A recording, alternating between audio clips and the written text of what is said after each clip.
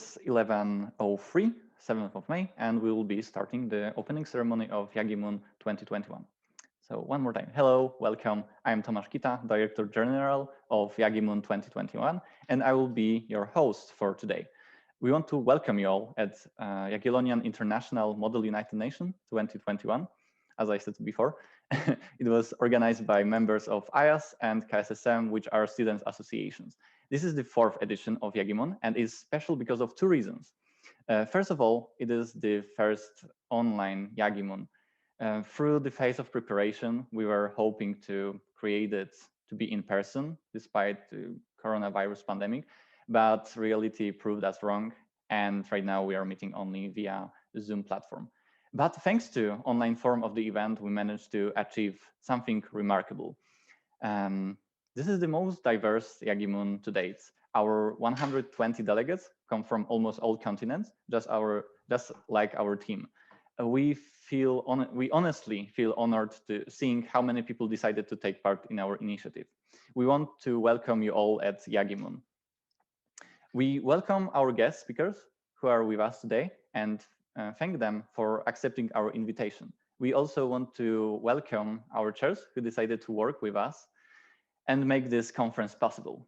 In a minute, we'll proceed to speeches by our special guests, but first I want to remind you that opening ceremony is being recorded, and if someone doesn't wish to have their image later publicized on our social media, they should turn off their camera right now.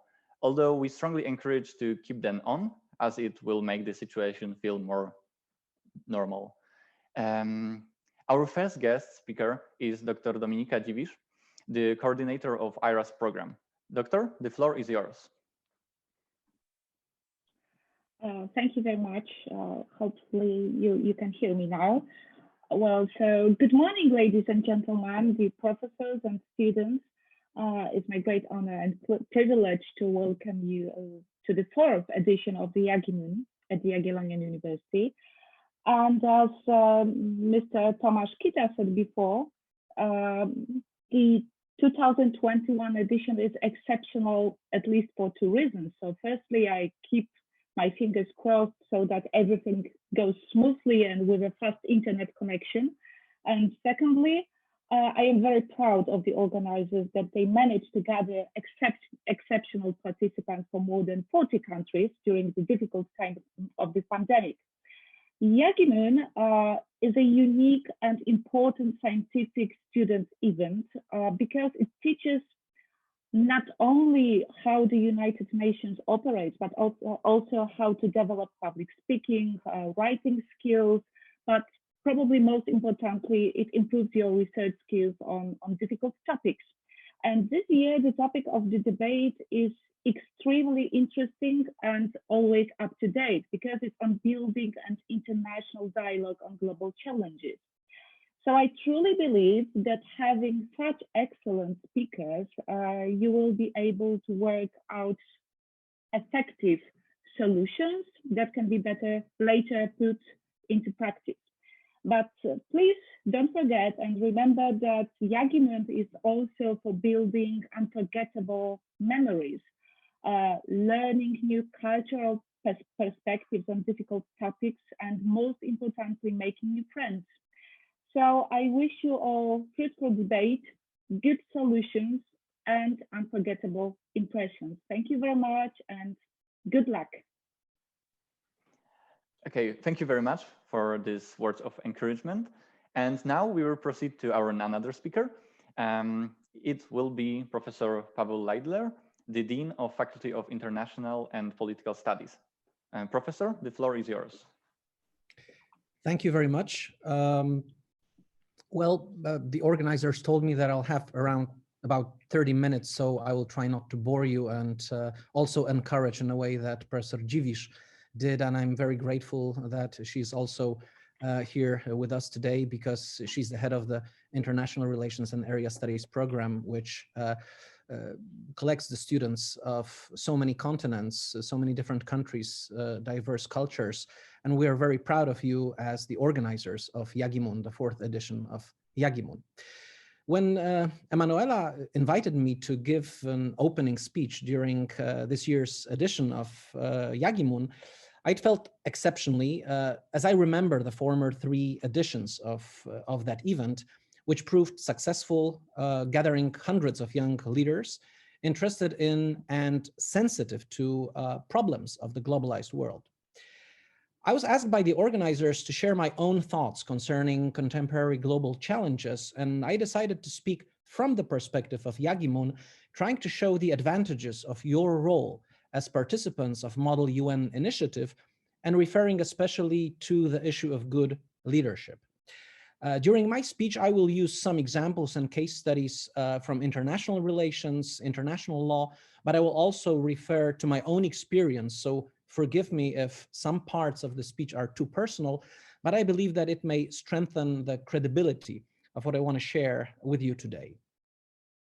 As a Jagiellonian University professor and the Dean of the Faculty of International and Political Studies, I always try to support students' initiatives going beyond the ordinary mode of studying. I'm lucky because at our faculty, there are hundreds of international students at such BA programs as just mentioned, International Relations and Area Studies, Global and Development Studies, European Studies, as well as MA programs such as International Security and Development, International Relations and Public Diplomacy, or European Studies and double and joint degree programs, where young people from all over the world are gaining knowledge, making friendships, and developing their social and cultural skills. Many of the initiatives of Polish and international students prove the growing awareness and concern about the future of our planet, about the relations among subjects of international law, about the mode of solving regional or local conflicts, as well as the character of social, cultural, political, or economic relations which determine our everyday reality. Jagimun is the best possible example of such an initiative organized by the Association of International and Area Studies of the Jagiellonian University in Kraków, gathering, as we just heard, about 120 participants from more than 40 states, aimed at providing a platform for discussion about the most important challenges of contemporary world in a form of a simulation of a meeting of United Nations institutions. When I think about the potential of Jagimun, I find at least 4 reasons why this initiative is valuable and accurate for discussing the problems the world is facing today. Firstly, Model United Nations gives an opportunity for people representing different countries to debate the same issues from various cultural, political, economic, social, and often legal perspectives. We tend to forget how different we are and how different is the perspective from which we look at the same problem. A local territorial conflict may seem small and insignificant for the majority of the states, but it determines proper functioning of that territory and everyday lives of its inhabitants. The fate of a migrant approaching the border of a country may seem less important for the society of that country, which is willing to feel safe and secure, but that migrant individually may also fear of her or his own security. Children in developed countries may face problems concerning better or worse education or health service, but there are millions of children who are starving and may not survive till the next day. The same decision undertaken by an international tribunal adjudicating in a dispute between 2 states may be judged as a success or failure of the law by the parties of the dispute, proving growing politicization of justice. The shining sun, which gives us energy and joy, especially in May become a curse for dry regions of the world where the water becomes the most desirable need. The 3rd dose of a vaccine given to citizens of one country may strengthen the immunity against the virus, but there are states where populations are still waiting for the first one. The possibility to listen to these and other problems from different angles not only enriches your knowledge, but allows us to have a broader perspective and thus, as we believe, undertake thoughtful decisions. Even if the diversity of opinions, thoughts, and views leads us to a process of never-ending negotiations about possible solutions to the world's problems, it is fair and decent to give everyone the right to present their context, trying to convince the rest of the discussants to the specific approach towards a concrete issue. As a university professor raising important social and political matters during my classes, I teach international law and also American government and politics classes. I'm aware that the students may have different, even opposite, contradictory approach towards the same issue. My goal is usually to give everyone the right to speak and present her or his opinions, even if it leads to smaller or more significant tensions among the classmates. At the international level, giving the right to speak to big states and small states, to developed states and developing states, states with stable political system and fragile states, it's nothing else than enjoying a very important right to speak, which is the fundamental idea of the United Nations. As the US Supreme Court once stated in Texas versus Johnson, an opinion praising freedom of expression, it was a flag burning case in the United States, quote, "The function of free speech is to invite dispute," end of quote. It is definitely better to have a dispute over a controversial issue rather than dispute over the right to speak at all. That is the first reason why Jagimun is a perfect place to discuss and debate crucial issues from all possible perspectives. Secondly, by inviting participants from various continents and regions, Jagimun creates a space, or it's better to say now a platform, which fits more to our current online reality, reflecting the social cross-section of the world. Ladies and gentlemen, we all are different. We differ in skin color, ethnicity, gender, age, sexual orientation, economic status, marital status, religion, health, and many other distinguishing factors. But we still believe that we are equal, at least towards the law. We assume that the main role of the states, except for providing general welfare, security, and freedom, is to create and preserve a legal system which guarantees equal protection of law. We live in a world in which diversities are often the basis for discrimination, and there are political systems equipped with institutions which interpret the law contrary to the idea of equality. The source of this problem often lies in lack of trust or in an abstract notion of fear. Let me share with you my own experience in that perspective. When I was young, my father received a scholarship in the United States, and my parents decided that our family would live together in America for 2 years. I came from a communist country, but also a country of one race, one ethnicity, one religion, at least in my child's perception. And I was thrown into US education system, attending kindergarten and first grade of elementary school. I was shocked when I saw many children of different skin color and ethnicity, and my shock was deepened by the fact that I didn't know English language at all, so we couldn't communicate. I remember I was scared. I even remember that I was crying. Well, after a few weeks, I learned that thanks to communication and the basic language skills, we started discussing different issues, playing together, having fun. I quickly learned that my classmates had similar thoughts, opinions, needs, feelings, and soon I made great friendships, some of which still last thanks to the social media. I'm deeply convinced that if I didn't have the opportunity to meet other people different than me, I would be closed in a shell of fear, ignorance, and intolerance. I have no doubt that joint cooperation during Model United Nations meetings will enhance tolerance and respect, values which are necessary during tough negotiations in the General Assembly or thematic commissions.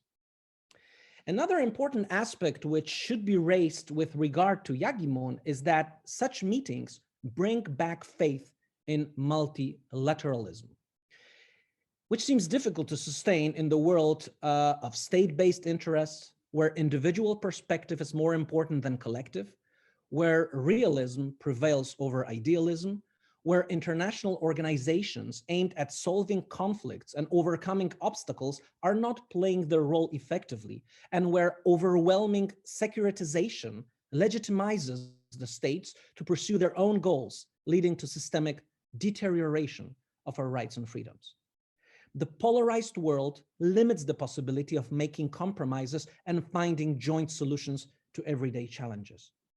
On the one hand, the leaders are using international law in their political rhetoric for both domestic and international purposes, but on the other, they tend to forget about the rule of law and use Coggan's principles while implementing policies and undertaking political decisions. It is far more convenient for powerful states to conduct their foreign policy unilaterally, paying respect to international law only in theory. Violation of the principle of non-interventionism, selective recognition of certain laws or court decisions, relativity in treatment of people from different regions of the world, lack of understanding of the real problems of developing countries, or treating sovereignty as a limitation for implementation of international legal norms are just a few examples of how unilateralism prevails over multilateralism. In contrary, the idea of United Nations expressed in the simulation of UN deliberations during Jagimun gives an opportunity not only to present opposite views towards contemporary challenges of international law and politics, but places international law and fundamental rights and freedoms in the very center of the debate concerning the role of states and international organizations, as well as the future position of leaders of the world. That is how I'm looking today at all of the participants as potential leaders of tomorrow. That forces me to move towards the fourth advantage of Model UN initiative, the issue of leadership. If you don't mind, I'll spend a little more time on the problem of leadership, which I define as one of the biggest challenges of our times. Let me start by reminding you how much the world longs for great leaders. As you probably remember, the 2009 Nobel Peace Prize was awarded to President of the United States, Barack Obama, for his efforts to, quote, strengthen diplomacy and international cooperation among people, end of quote. Not commenting on Obama's achievements after just 8 months in office, I believe that the decision of Nobel Academy was an effort to show the world that we all needed great leaders who could support and promote such values as peace, collaboration, and multilateralism. However ideal these values sound in the modern world, it seems obvious that we lack strong and effective visionaries who could lead societies through tough times of wars, pandemics, social inequalities, poverty, and hunger. We lack politicians who are able to properly weigh arguments of unilateralism and multilateralism, who have the potential to work for the sake of national and international interests, who do not overuse the idea of sovereignty, which, by the way, is a vital component of the identity of every state. And I'm saying this as a Polish citizen who is aware of Polish history, during which we were fighting numerous times, often alone, against oppressors who stole our sovereignty.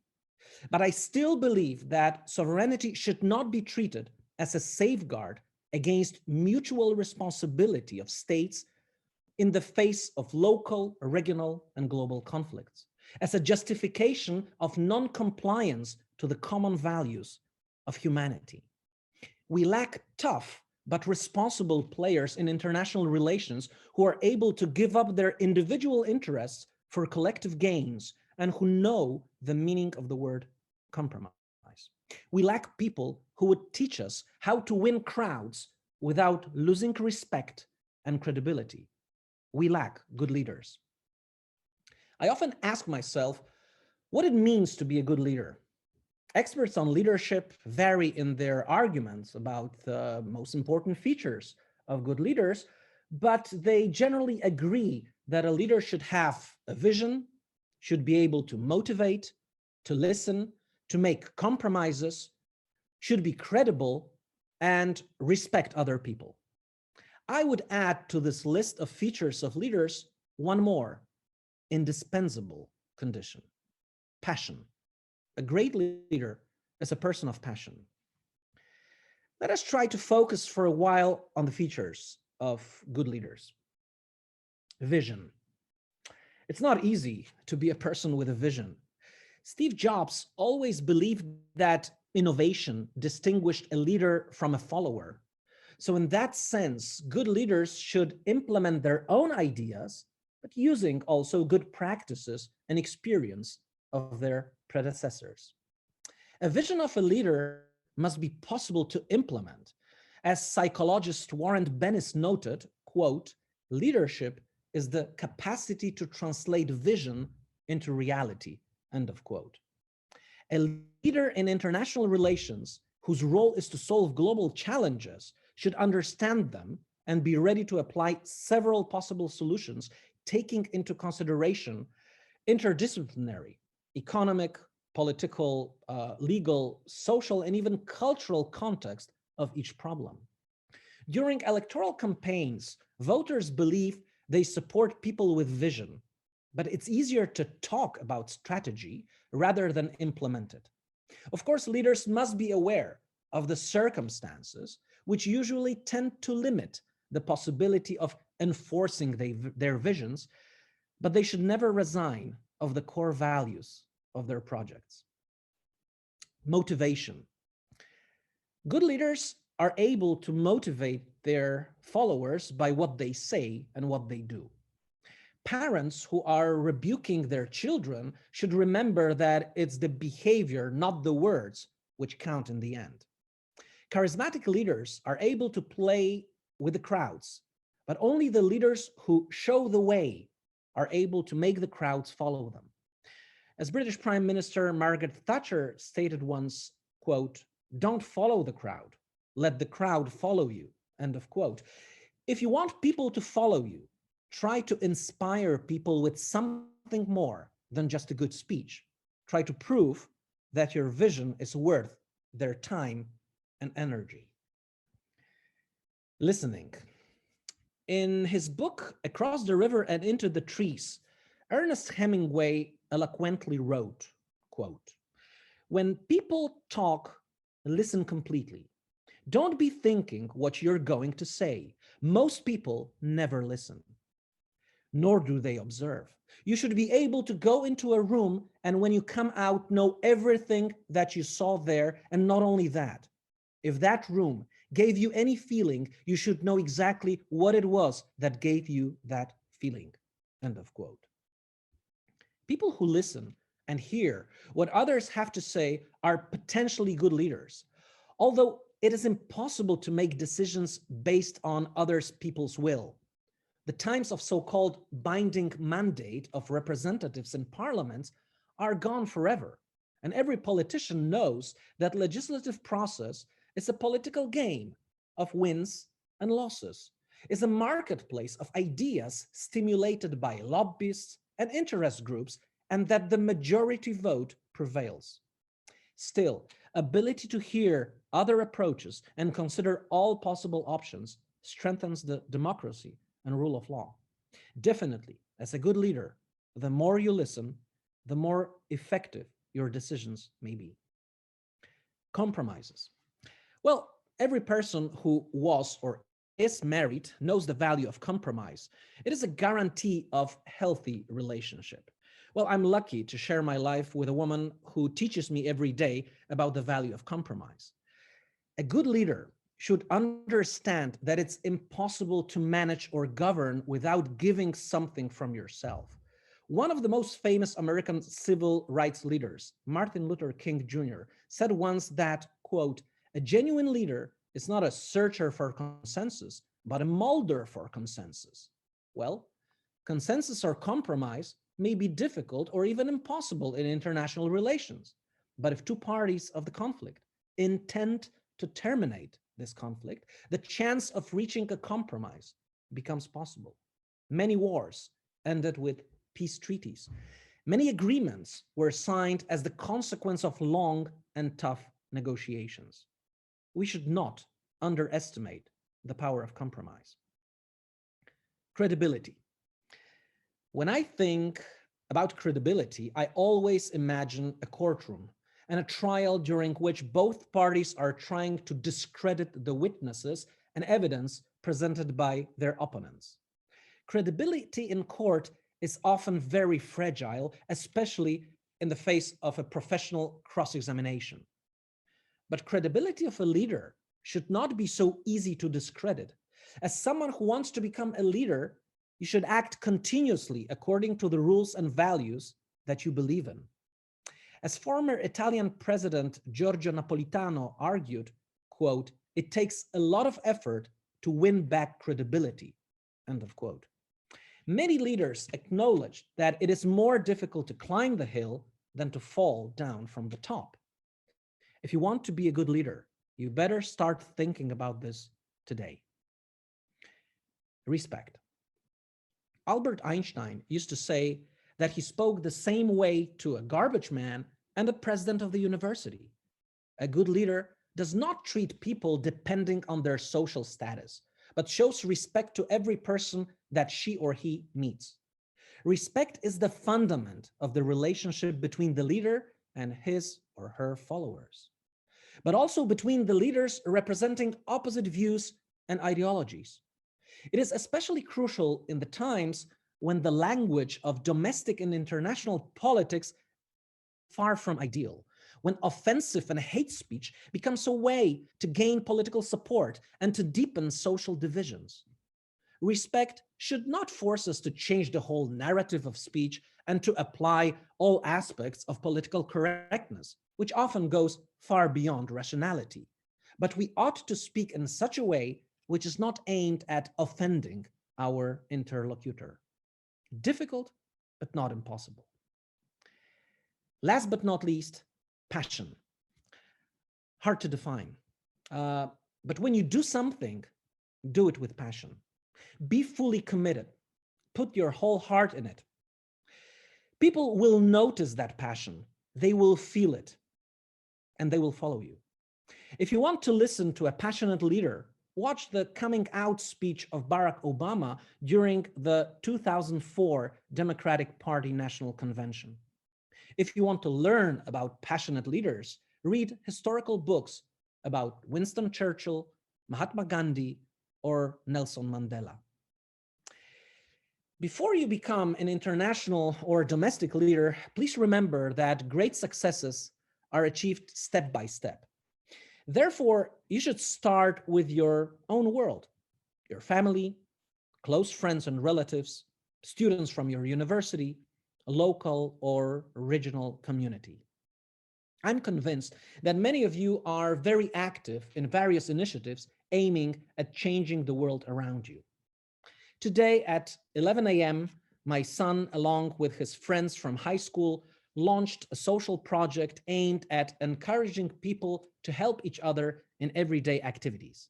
These young people may not be able to help everyone, but they believe in their project and they believe that there's a need of sharing good. I'm sure that all of you share similar thoughts and ideals. You can lead a social project in a neighborhood or a project in your school or university. You can be a member of Students' Association or an organizer of a charity which helps the people in need. You can work in a non-governmental institution or be a freelancer pursuing your own vision of how to help local community. Changing the world, especially today in times of unilateralism, in times marked by a lack of trust and understanding, during political and social polarization, is very difficult. But once you decide to make your neighborhood a better place by supporting or leading other people, you will already achieve a great success. Small steps, or brick by brick, is the best strategy in the process of becoming a real leader. Jagimun is a great opportunity, a big step to show how visionary you are, if you're able to motivate, listen, but also to make compromises, if credibility and consequence are a strong part of your character, or how much you respect other participants, and how passionate you are about the issue you stand for. There's a scene in one of my favorite movies, Jerry Maguire, when main characters discuss the value of life and friendship. In the background, on the wall, there's a sign which role is to motivate anyone who reads it. It states, quote, "Success consists of simply getting up one more time than you fall," end of quote. Becoming a leader is a tough thing in the world full of traps and obstacles. But thanks to education, to an open-minded approach towards life, thanks to respect with which you treat your opponents, which you meet on the road to success, you are able to get up one more time than you fall. Working for NGOs, fighting for the rights of refugees, donating money for the poor and hungry, raising awareness about various global challenges are just examples of initiatives which you can undertake. Participating in a Jagimun may be an effective way to start the dialogue and propose a collective approach to the global challenges, and it can become the first step in your journey to become a good leader. Well, I spoke for a while and I used big words. I referred to important values. I sounded as an idealist and in some moments even a utopian. It's high time to reveal the secret. At the age of 45, I'm definitely a realist who looks into international relations and international law with a lot of skepticism, with a distance which is not only distance of a scholar and researcher, but a distance of a person who doubts that unilateral today will turn into a multilateral tomorrow. I'm sorry, I may have disappointed some of you, but my evaluation of the state of world politics does not provide much hope. We've been living in a continuous state of emergency. We are facing several problems which threat our freedom and security. We are subjects of continuous and overwhelming surveillance. We are facing the same pandemic and threat to our health, but we are not able to unify our activities in the fight against pandemic. At the domestic level, we are arguing against each other by labeling our opponents as ideologues, and we are not able to make compromises anymore. Sounds realistic? Sure, but it does not mean that there's no hope.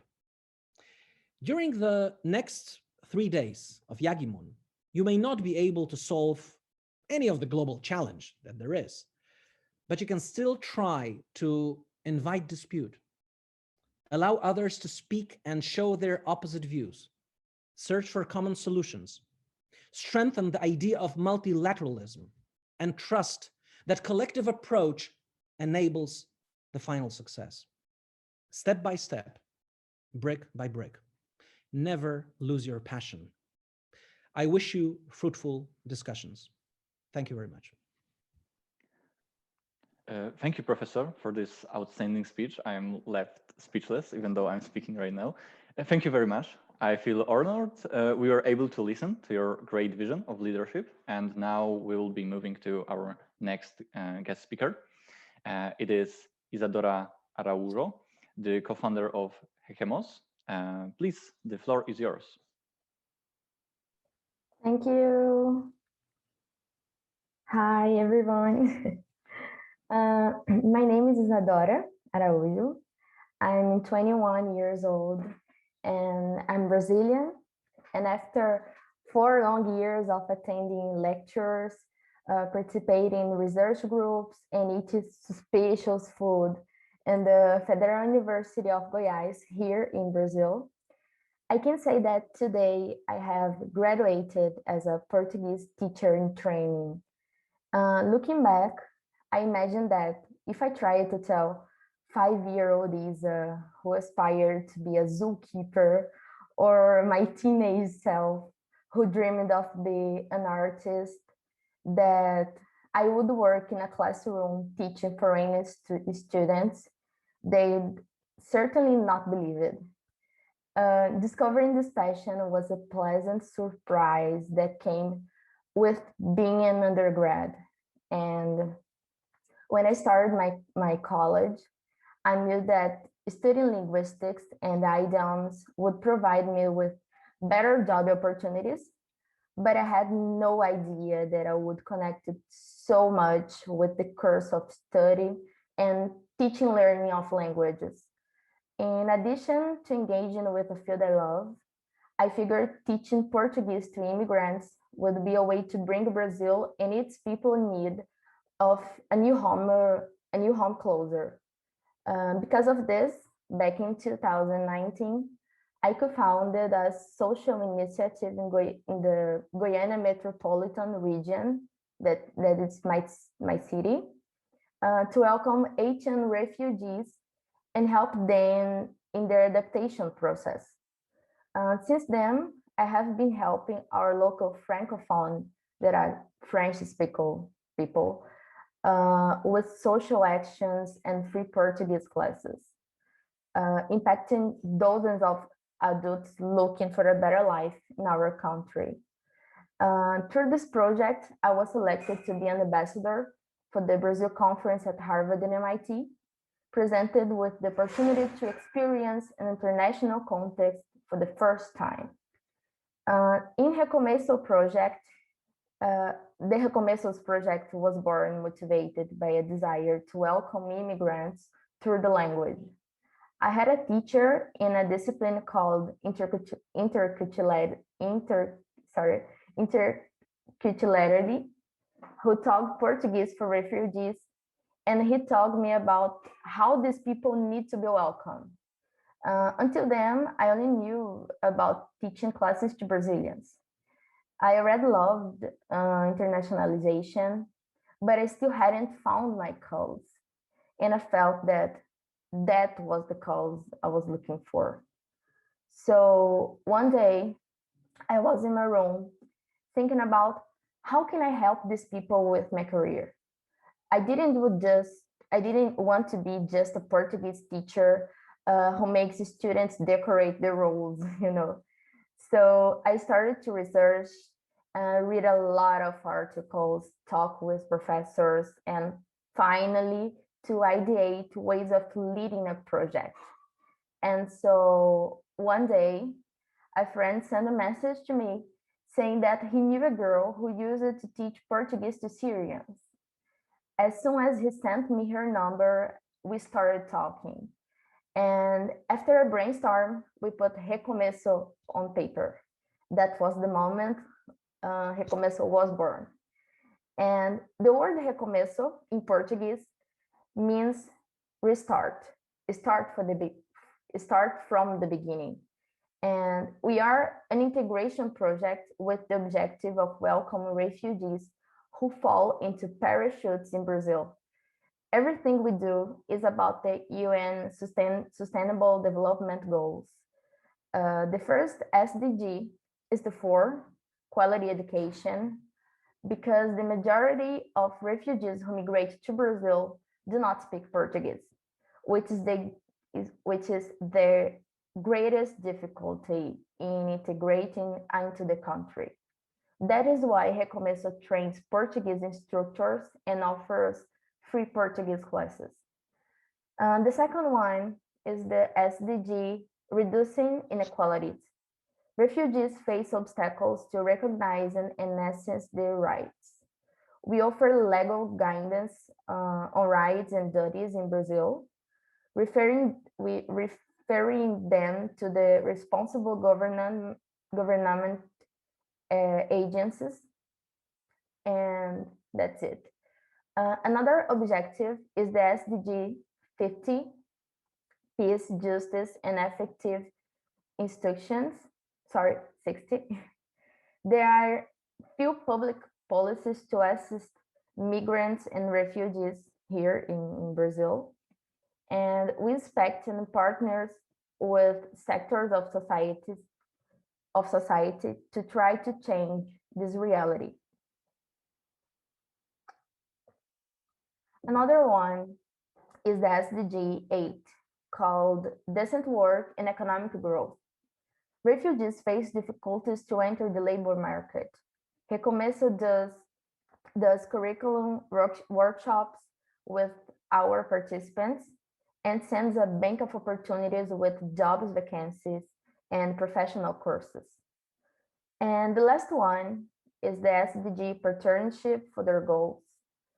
As they are vulnerable people, donations of all kinds are generally welcome.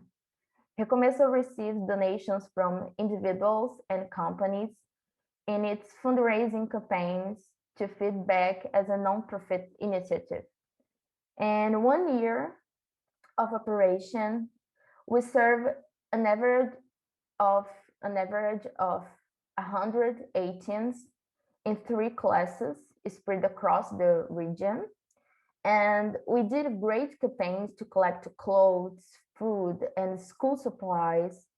We trained plus 10 instructors of Portuguese as a host language in partnership with my faculty, the Faculty of Letters here in the Federal University of Goiás. And our action plan was revised by the State Education Council. And finally, we are mentioned in the book Valentes, Histories of Refugees in Brazil, published by Companhia das Letras, one of the largest book publishers in Brazil. And finally, here I am. I saw here in the chat that someone told me that want to learn Portuguese with me. So let's talk. And during the Brazil conference at Harvard and MIT, I spoke to Brazilians, just Brazilians. And now I speak to so many people at this university, so many people from different countries and from so many nationalities that I don't even know. But I have one certainly, what I'm looking forward to pursuing my education the most, besides obtaining a master and doctorate degree, probably in France, is to become more qualified to impact even more refugees in Brazil and in the world as well, contributing to the fight against social and ethnic inequality. So that's it. Recomeço. And thank you, Emanoela, for the invite. It's a pleasure to be here. It's a great pleasure to be here. And thank you all for being here with us and listening me to speak about my project and the way that I'm trying to change our reality in my region and helping refugees around the world. So thank you. Thank you, Izadora, for your speech. It is very inspiring to see that person our age, the age of our delegates, can actually do something to change the world and help others. It is very nice and very inspiring that maybe we'll actually build a better society in the future. And now we will move on to our last guest speaker. Rafał Tomański is an author of several books on Japan and Korea's, former foreign correspondent of Polish press agency in Beijing. Since June 2020, he is hosting video blog Środek od Środka on TikTok and other social medias. So the floor is yours. Hello, everybody. I have my phones ready, but not using them currently. So if I become inaudible, just let me know. Thank you for inviting me, and it's a very inspiring discussion to hear and to participate in. And the topic from my perspective is the one that I got from the organizers. And they wrote me that it's going to be about the launching a dialogue, about the dialogue itself, a new collective approach to the global challenges. I wrote it down not to forget any of the details because it's very important. So, challenges first. Challenges are and have always been present. It's a given fact. Since several decades, they tend to be more and more global. Another fact. So we get to the dialogue itself as the main core of the discussion. It can be problematic, but it doesn't have to be. What does it mean to engage in one? What does it mean to engage in a dialogue then? What does it mean to establish a dialogue having in mind all possible differences between us and possible them, the interlocutors. For several years, I've been dealing with Asia. In my case, it all started with one particular book.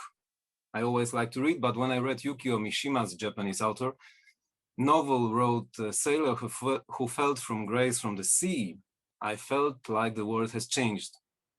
Really, I'm not exaggerating. The way of thinking presented in this book, its sensitivity to areas I wasn't even aware of, made me so captivated. I knew instantly, and that's the only way to know more about the nation who produced such writer, is to study more about Japan. That's why I started studying Japanese faculty, and the dialogue for me commenced. It started with one novel written by one man who just had different thoughts than I did. Maybe our thoughts just like combined after the years. After several other works experiences, I realized that writing has the biggest potential. So something what I have learned at the university and became natural for me still remained unknown for the others. So the best way to spread information and details was to engage as many people in the dialogue. That's why I started writing. The pieces can be shorter or longer. However, the main layer does not change. We still have the base unchanged in every case. They need to tell as many details, and it's a bit like Professor Laidler was talking about, as many details to make the surroundings, in my case, Asian surroundings, as possible. I especially like the quote from Ernest Hemingway mentioned by Professor Laidler, because it's the way it should be. Get into the room and focus on all the details, not only on me, on you, but on all the details, because each detail counts. So sometimes it gets even more zen with all the details and surroundings, as you may think. One of the best sinologists of them all, Professor John King Fairbank, wrote in his China Perceived, and I have the book here, China Perceived by Professor Fairbank. He wrote that, quote, "The study of Chinese-American relation is not the way to understand Chinese-American relation," end quote. That's why I'm talking about Zen approach to the details and to the dialogue. It may be sophisticated, but it's not. He later explains, Professor Fairbank explains, that the need to change the size and shape of the aperture or the window through which we look at those relations at early stage. However, it brings the subtle touch of Zen attitude. As another master, Daisetsu Teitaro Suzuki, a master on Zen thinking, wrote many years before Fairbank that the essence of true understanding is to perceive rivers and mountains as rivers and mountains at the beginning. But when we try to understand Zen, rivers become non-rivers, the absolute opposite of them, and the mountains become non-mountains. And then after many years of studying, we again get to the base point that the rivers are rivers and mountains are mountains. But we accumulated so much experiences and such amount of knowledge that everything is different. So a base of dialogue gets bigger and bigger. As easy as it may seem, sometimes the real challenge is to make such tripping of thoughts possible. The real goal to get the dialogue going is to separate from your own point of view.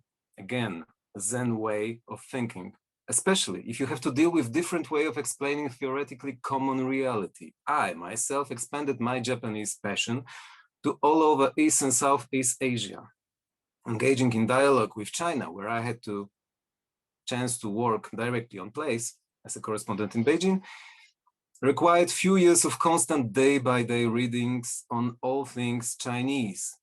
And that's not an easy task, because for a Western person, all things Chinese does not appear comprehensible at the beginning at all, but they do in time. If you want to understand China, you have to know the whole story they know. That's the only way it goes. And it's just one of the countries in the world. An ability to separate ourselves from our points of view can be misleading. We're gonna have another quote, this time from Professor Wang Gungwu, who was born in Surabaya, Indonesia, and turned 90 years old in October 2020, last year. And he's still alive, fortunately. Professor Wang says about it in such words, quote, "At least 2 generations of Chinese have learned to appreciate that the modern West has valuable ideas and institutions to offer, but the turmoil of much of the 20th century has also made them feel that the Western European versions of democracy might not be that important for China's national development.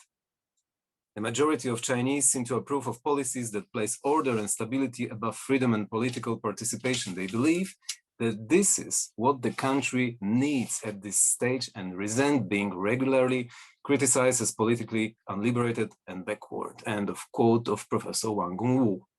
So, differences can lead to turning back from the dialogue side. However, dialogue can become a one-man show if we don't realize the other side rationally. In my case, every time I get to write on a new region, on a topic I haven't been enough into to describe easily, I start a journey, going into details to understand the events, for example, in the Philippines, currently under Rodrigo Duterte presidency, or during the so-called year of living dangerously at the end of Indonesian Sukarno's era, becomes a dialogue with another culture. It's very inspiring dialogue every time. The more you get into it, the better the outcome will be. I will end with 2 quotes again. First one from the mentioned Professor Fairbank, who in another essay from the same China Perceived book summarizes the way how not to approach China and quote, "We may conclude that first, the poor Chinese, second, with their frightful problems, and third, strange ways, fourth, may be helped to meet their difficulties, and thus 5, become less of a menace if 6, we just give them something." That something makes me laugh every time I read it. And the last thing, this time from Haruki Murakami's unusual book called Underground. I have a Polish copy of it. Of course, I assume that you all heard of his wonderful novels, but this time in the novel, in the book called Underground, he's not a novelist, but a reporter, an interviewer. So a dialogue all the time continues. It's a series of interviews with people who survived the attack in Tokyo subway on March 20, 1995. Murakami wrote a nonfiction as best as he could. It's so full of humanity, understanding, and can even be treated as a manual how to engage in a fruitful dialogue, because he speaks with many people, around 60 of them, the victims of sarin attack in Tokyo subway, and as well tries to understand the point of view from the members of the Aum Shinrikyo cult who organized the attack. Very interesting way to understand both sides of the story. And one of the person he speaks to, Mr. Murakami speaks to, is Mr. Toyoda, who worked at the Kasumigaseki station, one of the stations most vulnerable to the attack during the attack in Tokyo subway. And Mr. Toyoda says that he doesn't follow the news on the trial of the terrorists because, quote, "even without looking, he knows what is what," end of quote. And then Murakami asks him, he asked very little questions during the book, but this time he wanted to go deeper. And he asked Mr. Toyoda, "What do you mean by that? What do you mean that you see the, without looking, you know what is what?" And Mr. Toyoda explains, quote, "I knew before the situation in the society reached to the level that such thing as that sect, Aum Shinrikyo cult, inevitably appears. When you deal with the passengers on daily basis, you see the things how they really are. It's a question of morality. On a station, you can see the people from the worst side. For example, we go and sweep the platforms, but right as we end, someone will definitely throw a cigarette butt in a freshly cleaned place," said Mr. Toyoda, end of quote. So, in my opinion, the best way to avoid such situations and such events is to know more as possible about the others, and to engage in dialogue, and in many dialogues, as many as possible, just to study and to try to understand the other point of view. Thank you very much. It was a pleasure to participate in such event. I hope you all will stay healthy. Bye-bye. Thank you, Rafał, for your speech. It was very nice that you presented us with this Zen way of dialogue. And I do believe that understanding others is essential to leading the proper international dialogue. Yes, thank you very much one more time. And now we will proceed to speeches by Director Generals. And first speech will be given by my partner in crime, Emanoela. She is another Director General in the project of Jagimun. So Emma, take it away.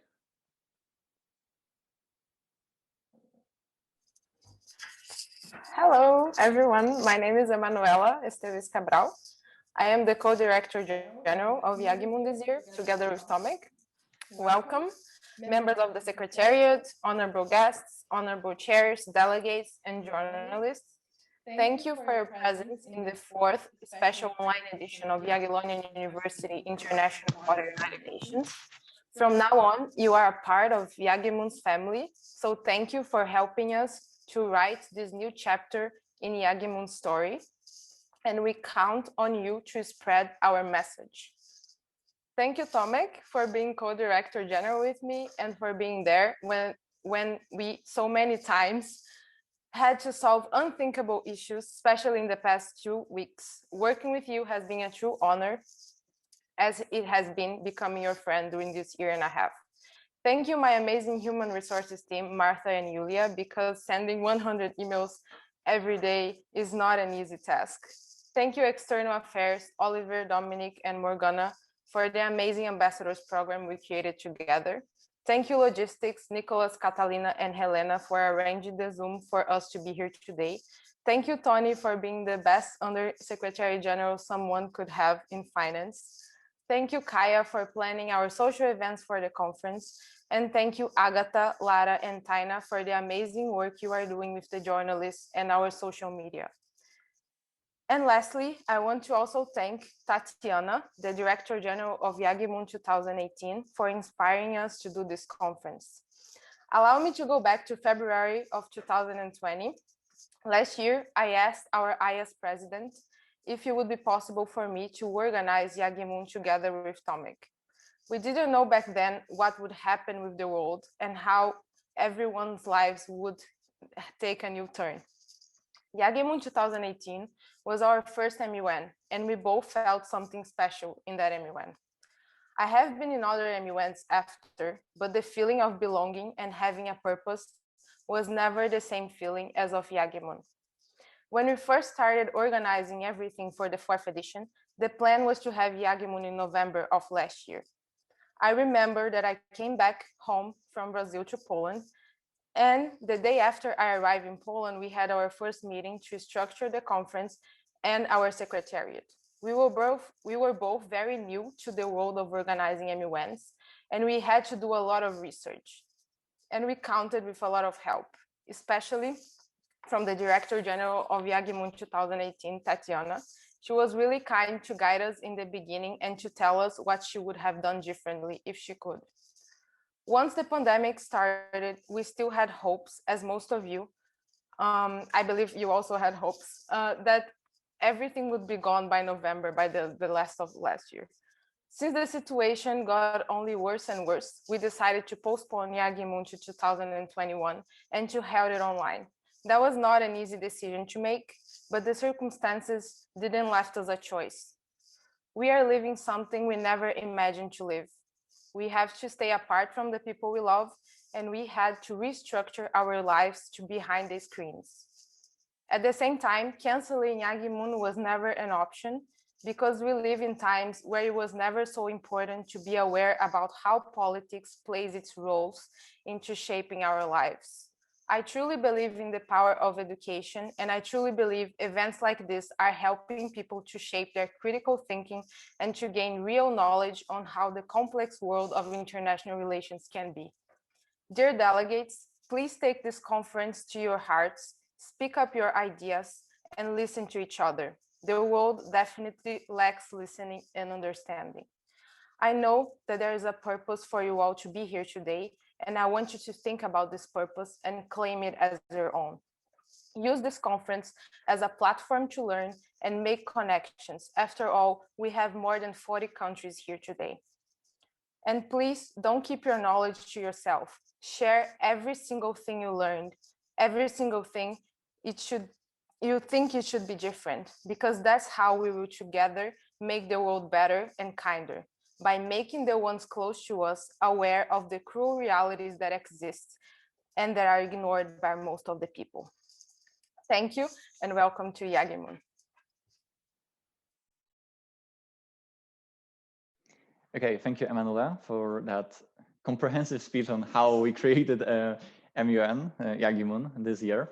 I think I took a little different approach to our speech. I focused more on our agenda.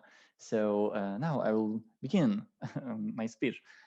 I do believe that 2020 was the worst year for our generation, the young millennials and Generation Z, so far in our lives.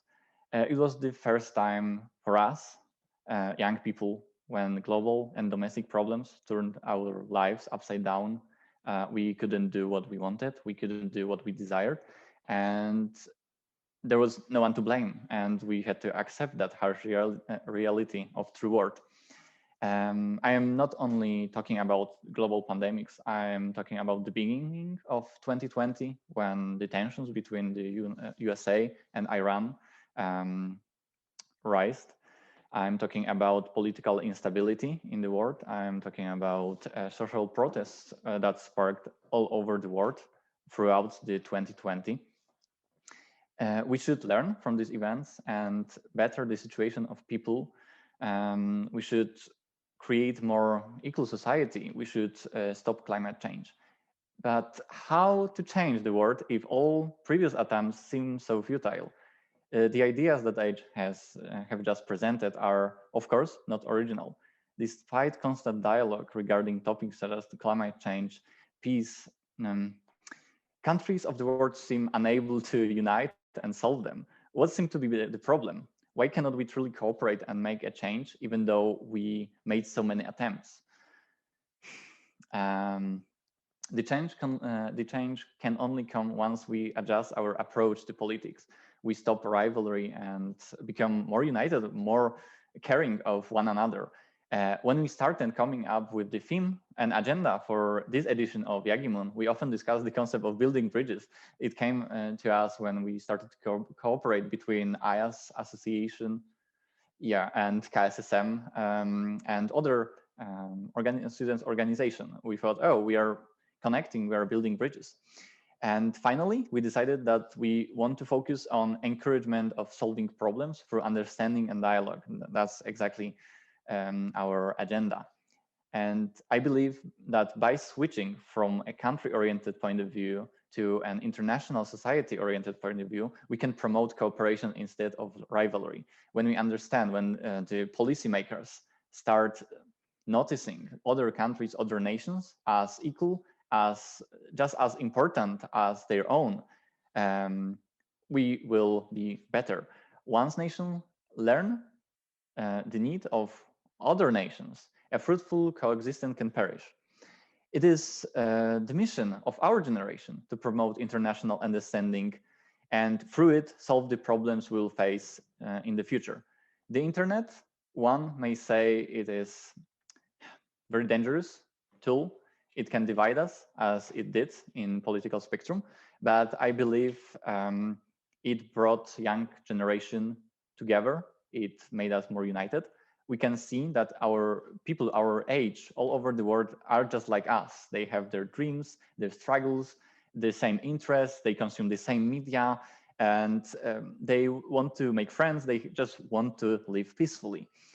People from different countries or even different continents are no longer aliens to us. They're just maybe our friends. They might be people we look up to or people we really see ourselves in.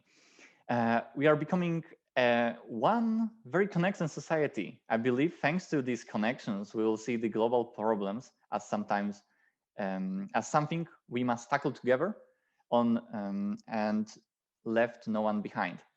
I hope as we will see the world as one, we will stop prioritizing gain of single nations and start prioritizing true and honest problem solving.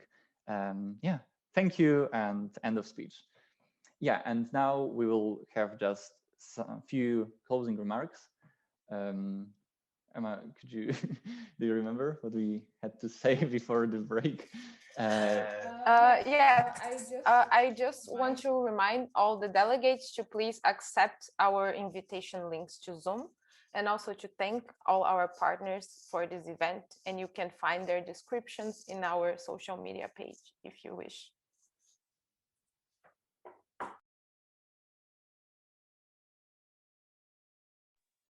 Yes, this concludes our opening ceremony. Thank you all for joining us here. Thank you all for joining Jagimun 2021. I really want to thank all our outstanding guest speakers for giving us such comprehensive and interesting speeches on the matter of dialogue, the leadership, and helping other people. Thank you very much one more time. And now we'll proceed to lunch break, coffee break, whatever you want to call it. Remember to register, as Emma said, because it is very important. And we will see each other in just 1 hour, 1.5 hour, 1.5 hour during commission sessions. Thank you all.